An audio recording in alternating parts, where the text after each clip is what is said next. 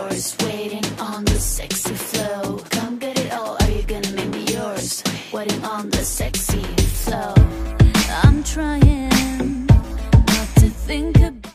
मैं, ज़ारा और मुराद, ये कहानी हम तीनों के गिर्द घूमती है।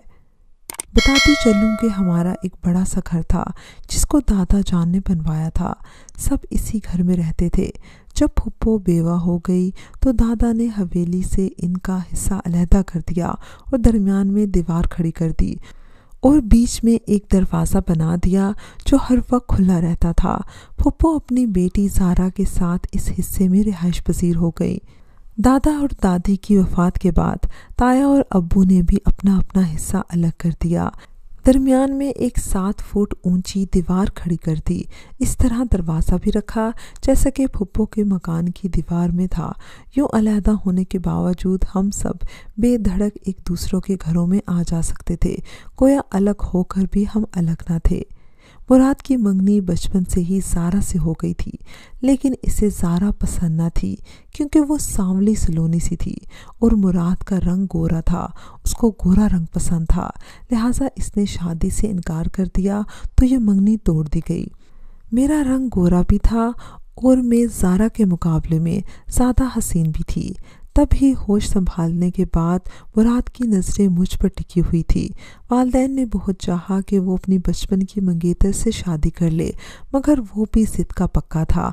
अड़ गया कि शादी करूँगा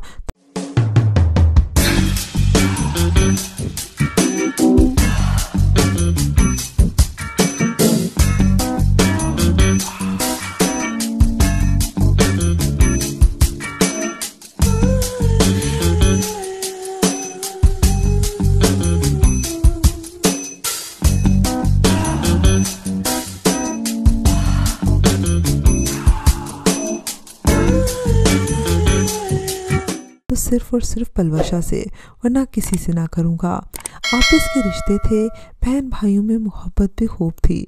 फूफा ने कह दिया, अगर मुराद की खुशी पलवशा से शादी करने में है तो मुझे कोई एतराज़ नहीं। पलवशा भी मेरी ही बेटी है। मैं इस रिश्ते पर राज़ी हूँ, बल्कि इन्होंने मुराद की खुशी के लिए मेरा इसके साथ रिश्ता कराने में बढ़ चढ़कर हिस्सा भी लिया। दोनों भाइयों को समझा बुझा कर बिल आखिर मेरी मंगनी मुराद से करा दी। इनका कहना था, ये तो नसीब का लिखा होता है, जहाँ मेरी बेटी का नसीब लिखा होगा वहाँ उसकी शादी हो जाएगी। अपने अल्लाह पर मुझे यकीन है, तो फिर कलक किस बात का। वक्त गुजरते देर नहीं लगती। मुराद ने LLB कर लिया और मैं मैट्रिक के बाद घर बिठा दी गई। रबी की फसल के बाद हमारी शादी की तारीख रख दी गई। इन दिनों ज़ारा का चेहरा कुछ उतरा उतरा सा था, ताहम अब भी वो हमारे घर के दिन में कई चक्कर लगाती थी। आखिर मेरी सगी फूफो की बेटी थी और हम एक हवेली के मकीन थे, सो एक दूसरे से हम गाफिल नहीं हो सकते थे। वो हर काम में अम्मी का हाथ बटा रही थी। ये फूफो की हिदायत थी क्योंकि मेरी कोई बहन नहीं थी, लेकिन मैं इसकी सांवली सूरत देखकर दिल ही दिल में इतरा रही थी कि मुराद ने इसे छोड़कर मुझे पसंद किया था। ऐसे में लड़कियों को अपने हुस्न का गुरूर तो आ ही जाता है। जिस दिन मेरे जहेज के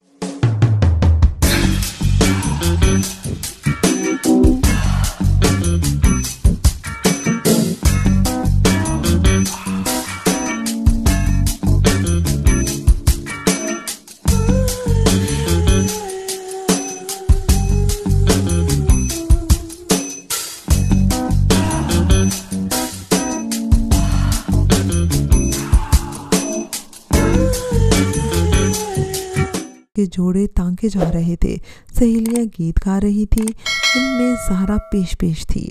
मायूं वाले रोज़ वो मुझे उपने लगाने में महव थी कि न जाने एक सखी को क्या हुआ कि इसने मेरा गोटे वाला सुर्ख दुपट्टा मजाक में ज़ारा को उड़ा दिया, जो निकाह के वक्त मुझ पर डाला जाने वाला था। ज़ारा इस हरकत पर बहुत हैरान हो गई तो सारी सखियों ने यक ज़ुबान होकर कहा, अरे नादान, ये तूने क्या कर दिया? जिस लड़की पर ये दुपट्टा डाला जाता है इसका भी निकाह जल्द हो जाता है। ये मजाक था, मगर इस मजाक ने मेरी किस्मत की बिसात ही उलट दी। दीवार के बीच दरवाज़ा खुला रहने से मुराद जब चाहता हमारे घर आ सकता था। दूल्हा को फिलहाल दुल्हन के कमरे में झांकने की तो इजाज़त ना थी, मगर वो मनचला बाज ना आया।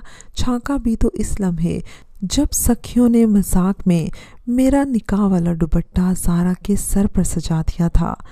मुराद ने इस लम्हे सुर्ख दुपट्टे में लिपटा ज़ारा का चेहरा देखा तो न जाने इस पर क्या जादू हो गया कि ये लम्हा इसके जहन में नक्श होकर रह गया।